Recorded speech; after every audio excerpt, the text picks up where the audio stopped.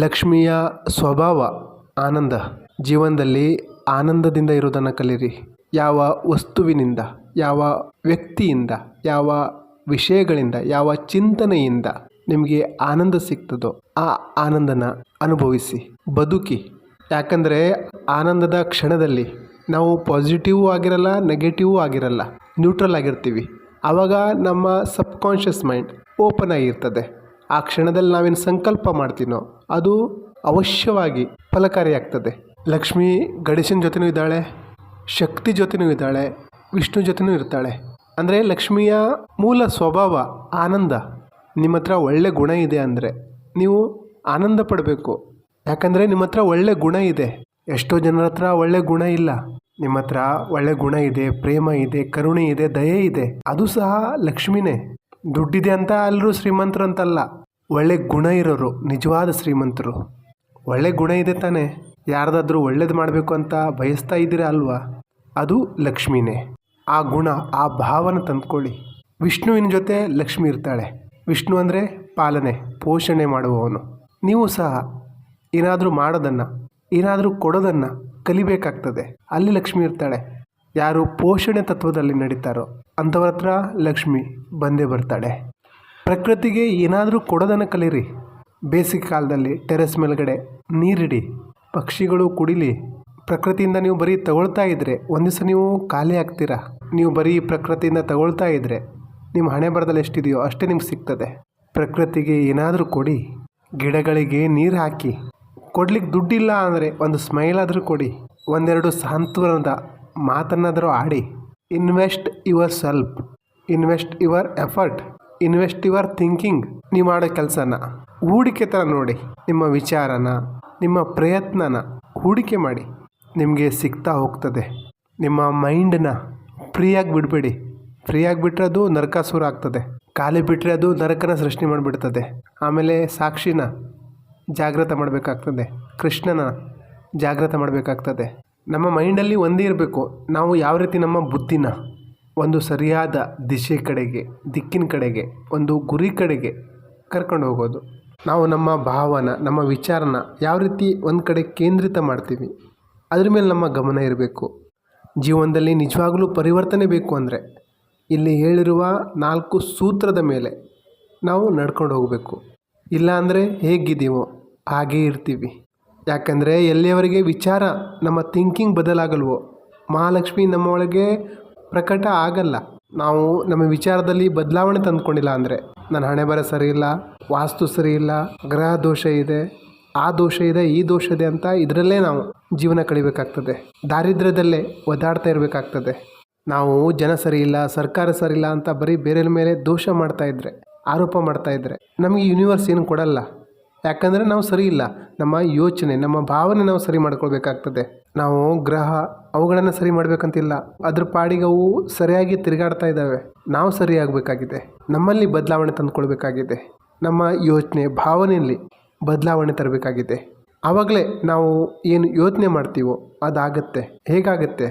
ಮೊದಲನೇ ಸೂತ್ರ, ನಾವೇನು ಕೇಳ್ತೀವಿ. ಇಡೀ ದಿವಸ ನೀವು ಏನು ಕೇಳ್ತೀರಾ ಅನಲೈಸ್ ಮಾಡ್ಕೊಳ್ಳಿ. ಇಡೀ ದಿವಸ ಬೆಳಗ್ಗೆಯಿಂದ ರಾತ್ರಿ ತನಕ ನೀವೇನು ಕೇಳಿಸ್ಕೊಳ್ತಾ ಇದ್ದೀರಾ? ಯಾರ ಮಾತು ಕೇಳಿಸ್ಕೊಳ್ತಾ ಇದ್ದೀರಾ? ಯಾಕೆ ಕೇಳ್ತಾ ಇದ್ದೀರಾ? ಯಾರಾದರೂ ನಿಮ್ಮ ಉದ್ಧಾರ ಮಾಡಲಿಕ್ಕೆ ಬಯಸ್ತಾ ಇದ್ದಾರಾ? ನಿಮ್ಮ ಗುರಿಗೆ ಸಹಾಯ ಮಾಡಲಿಕ್ಕೆ ಬಯಸ್ತಾ ಇದ್ದಾರಾ? ನಿಮ್ಮ ಅಭಿವೃದ್ಧಿ ಬಯಸ್ತಾ ಇದ್ದಾರಾ? ಅಂಥವ್ರ ಮಾತು ಕೇಳಿ. ಫ್ಯಾಮಿಲಿ, ರಿಲೇಷನ್ನು, ಫ್ರೆಂಡ್ಸು ಎಲ್ಲರೂ ನಿಮ್ಮ ಬಗ್ಗೆ ಒಳ್ಳೆಯದೇ ಯೋಚನೆ ಮಾಡ್ತಾರೆ ಅನ್ನೋದು ಸುಳ್ಳು. ಎಲ್ಲರ ಮಾತು ಕೇಳಬೇಕಾಗಿಲ್ಲ. ಏನು ಕೇಳ್ತಾ ಇದ್ದೀರಾ? ಯಾರ ಮಾತು ಕೇಳ್ತಾ ಇದ್ದೀರಾ?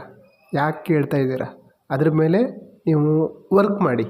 ಪಾಸಿಟಿವಿಟಿ ಕೇಳ್ತಾ ಇದ್ದೀರಾ ಅಥವಾ ನೆಗೆಟಿವಿಟಿ ಕೇಳ್ತಾ ಇದ್ದೀರಾ? ಎಷ್ಟು ಕ್ವಾಂಟಿಟಿಲಿ ಕೇಳ್ತಾ ಇದ್ದೀರಾ? ಇಡೀ ದಿವಸ ನೀವು ಏನು ಕೇಳ್ತಾ ಇದ್ದೀರಾ, ಎಷ್ಟು ಪ್ರಮಾಣದಲ್ಲಿ ಕೇಳ್ತಾ ಇದ್ದೀರಾ, ಇದು ಮೊದಲ ಸಿದ್ಧಾಂತ. ಇದನ್ನು ನೆನಪಿಡಿ. ನಾವು ನೆಗೆಟಿವ್ ಕೇಳೋದನ್ನು ಮೊದಲು ನಿಲ್ಲಿಸಬೇಕು. ಯಾಕಂದರೆ ನಾವೇನು ಕೇಳ್ತೀವೋ ಅದನ್ನೇ ಯೋಚನೆ ಮಾಡ್ತೀವಿ. ಇದು 2ನೇ ಸೂತ್ರ. 2ನೇದು ವಿಚಾರ, ಯೋಚನೆ. 2ನೇ ಸೂತ್ರ, ಏನು ಯೋಚನೆ ಮಾಡ್ತಾ ಇದ್ದೀರಾ, ಏನು ಯೋಚಿಸ್ತೀರಾ, ಇಡೀ ದಿವಸ ನೀವು ಏನೇನು ಯೋಚನೆ ಮಾಡ್ತೀರಾ ಅದನ್ನು ಅವಲೋಕನ ಮಾಡಿ. ಮೊದಲನೇದು ಏನು ಕೇಳಿಸ್ಕೊಳ್ತಾ ಇದ್ದೀರಾ, 2ನೇದು ಏನು ಯೋಚನೆ ಮಾಡ್ತಾ ಇದ್ದೀರಾ. ನೀವು ಸರಿಯಾಗಿದ್ದನ್ನು ಕೇಳಿಸ್ಕೊಂಡ್ರೆ ಸರಿಯಾಗಿದ್ದನ್ನೇ ಯೋಚನೆ ಮಾಡ್ತೀರಾ. ಮೂರನೇ ಸೂತ್ರ, ಏನು ನೋಡ್ತೀರಾ. ಇಡೀ ದಿವಸ ನೀವು ಏನು ನೋಡ್ತೀರಾ. ಒಂದ್ಸಲ ನಿಮ್ಮ ಯೂಟ್ಯೂಬ್ ಹಿಸ್ಟ್ರಿ ಆಗಲಿ, ಗೂಗಲ್ ಹಿಸ್ಟ್ರಿ ನೋಡಿ, ಗೊತ್ತಾಗತ್ತೆ ನೀವೇನು ನೋಡ್ತೀರಾ. ನಿಮ್ಮ ಮನಸ್ಸು ನಿಮಗೆ ಏನು ತೋರಿಸ್ತಾ ಇದೆ ಒಂದ್ಸಲ ಅವಲೋಕನ ಮಾಡಿ. ಯಾಕೆಂದರೆ ನಾವು ಲಕ್ಷ್ಮಿ ಪ್ರಾಪ್ತಿ ಮಾಡಬೇಕು ಅಂದರೆ ಇದೇ ನಮ್ಮ ಜವಾಬ್ದಾರಿ. ಈ ಸೂತ್ರದ ಮೇಲೆ ನಾವು ನಿಂತ್ಕೋಬೇಕಾಗ್ತದೆ. ನಾಲ್ಕನೇ ಸೂತ್ರ, ಏನು ಮಾತಾಡ್ತಾ ಇದ್ದೀರಾ.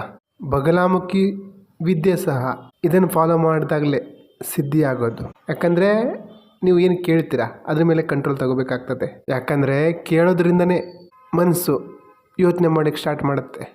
ಮನಸ್ಸು ಕಲ್ಪನೆಯಲ್ಲಿ, ಭ್ರಮೆಯಲ್ಲಿ, ಭಯದಲ್ಲಿ ತೇಲಾಡಲಿಕ್ಕೆ ಶುರು ಮಾಡ್ತದೆ. ಹಾಗಾಗಿ ಸರಿಯಾಗಿದ್ದನ್ನು ಕೇಳಿಸಿಕೊಳ್ಳೋದು ತುಂಬ ಅವಶ್ಯಕ. ನೀವು ಯೂಟ್ಯೂಬಲ್ಲಿ ಅಥವಾ ಟಿ ವಿಯಲ್ಲಿ ನಿಮ್ಮ ಶನಿ ಸರಿ ಇಲ್ಲ, ನಿಮ್ಮ ಗ್ರಹ ಸರಿ ಇಲ್ಲ, ಈ ರೀತಿ ಏನಾದರೂ ನೀವು ಕೇಳಿಸ್ಕೊಂಡ್ಬಿಟ್ರಿ ಅಂದರೆ ನಿಮ್ಮ ಮೈಂಡಲ್ಲಿ ಒಂದು ವೈರಸ್ ಸ್ಟಾರ್ಟ್ ಆಗಿಬಿಡ್ತದೆ. ಐದನೇದು, ಏನು ಫೀಲ್ ಮಾಡ್ತೀರಾ. ನಿಮ್ಮ ಭಾವ ಯಾವ ರೀತಿ ಇದೆ. ಯಾಕಂದರೆ ನಮ್ಮ ಜೀವನದಲ್ಲಿ ಐಶ್ವರ್ಯ ಸಂಪತ್ತು ಬರಬೇಕು, ನಮ್ಮ ಜೀವನದಲ್ಲಿ ನಾವು ಬರಮಾಡ್ಕೊಳ್ಬೇಕು ಅಂದರೆ ನಾವು ನಮ್ಮ ಸಬ್ ಕಾನ್ಷಿಯಸ್ ಮೈಂಡ್ನ ರೆಡಿ ಮಾಡಬೇಕಾಗ್ತದೆ. ಹಾಗಾಗಿ ಏನು ಕೇಳ್ತೀರಾ, ಏನು ನೋಡ್ತೀರಾ, ಏನು ಮಾತಾಡ್ತೀರಾ, ಏನು ಯೋಚಿಸ್ತೀರಾ, ನಿಮ್ಮ ಭಾವ ಏನು, ಇದ್ರ ಮೇಲೆ ಗಮನ ಇರಲಿ. ಏನು ಫೀಲ್ ಮಾಡ್ತಾ ಇದ್ದೀರಾ. ನೀವು ಆನಂದದಲ್ಲಿದ್ದೀರಾ, ಕೋಪದಲ್ಲಿದ್ದೀರಾ, ಭಯದಲ್ಲಿದ್ದೀರಾ, ಚಿಂತೆಯಲ್ಲಿದ್ದೀರಾ, ಏನು ನಿಮ್ಮ ಭಾವ ಗಮನ ಹರಿಸಿ. ಏನಾದರೂ ನಾನು ಚಿಂತೆಯಲ್ಲಿದ್ದೀನಿ, ಬೇಜಾರಲ್ಲಿದ್ದೀನಿ ಅಂದರೆ ಆ ಫೀಲಿಂಗ್ನ ತೆಗೆದಾಕಬೇಕಾಗ್ತದೆ. ಖುಷಿಯಾಗಿರಿ, ಆನಂದದಿಂದಿರಿ, ಡ್ಯಾನ್ಸ್ ಮಾಡಿ, ಎಲ್ಲಾದರೂ ತಿರುಗಾಡ್ಕೊಂಡು ಬನ್ನಿ, ಮೂಡ್ನ ಚೇಂಜ್ ಮಾಡ್ಕೊಳ್ಳಿ. ನಾನು ಇರೋದೇ ಹೀಗೆ ಅಂತ ಇದ್ದರೆ ಆ ಯೂನಿವರ್ಸ್ ಸಹ, ಆ ದೇವಿ ಸಹ ನಿಮಗೇನು ಸಹಾಯ ಮಾಡಲ್ಲ. ಇರಪ್ಪ ನೀನು ಹೀಗೆ ಅಂತದೆ.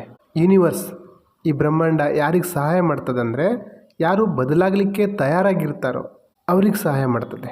ಯಾರು ಜೀವನದಲ್ಲಿ ಪರಿವರ್ತನೆ ಮಾಡ್ಕೊಳ್ಳಿಕ್ಕೆ ಬಯಸ್ತಾರೋ ಅಂಥವರ ಜೀವನದಲ್ಲಿ ಲಕ್ಷ್ಮಿ, ಮಹಾಲಕ್ಷ್ಮಿ ಪ್ರಾಕಟ್ಯ ಆಗ್ತದೆ.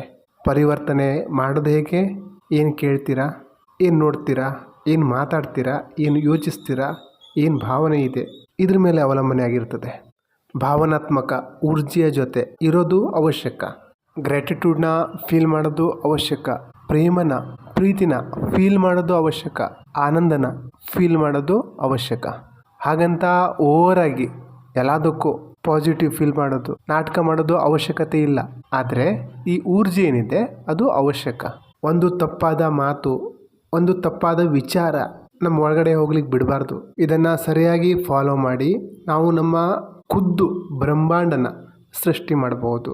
ನಮ್ಮನ್ನು ನಾವು ಎಷ್ಟು ತಯಾರು ಮಾಡ್ಕೊಳ್ಬೇಕು, ನಮ್ಮೇಲೆ ನಾವು ಎಷ್ಟು ಕೆಲಸ ಮಾಡಬೇಕು, ಕೊನೆಯವರೆಗೂ ಅಂತ್ಯ ತನಕ ನಾವು ನಮ್ಮ ಮೇಲೆ ಕೆಲಸ ಮಾಡ್ತಾ ಇರಬೇಕು. ಒಂದು ದಿವಸ ದೇವರೇ ಬಂದು ಕೇಳಬೇಕು, ಏನು ಬೇಕು ನಿನಗೆ ಕೇಳು ಅನ್ನಬೇಕು. ಆ ರೀತಿ ನಾವು ತಯಾರಾಗಬೇಕು.